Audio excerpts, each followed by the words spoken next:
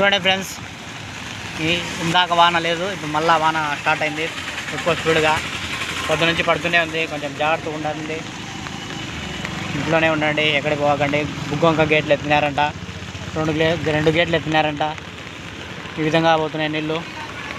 Ramakrishna school bridge దగ్గర, ఇది built-up దగ్గర బ్రిడ్జి మీద నీళ్ళు ఇట్లా పోతున్నాయి. ఆ పక్క మట్టి వేస్తున్నారు, ఎందుకంటే నీళ్ళు ఆ పక్క పోకోకుండా, మాసి సరుకు కాడికి అట్లా పోకోకుండా, ఎందుకంటే ఆ పక్క పోతే జనాలు చాలా ఇబ్బంది పడతారు. అందుకు ఫ్రెండ్స్ పోకలేని బాగా మట్టి వేస్తుంది, పోకలేని మట్టి వేస్తుంది ఆ పక్క బ్రిడ్జి దగ్గర. బ్రిడ్జి క్లోజ్ చేస్తున్నారు,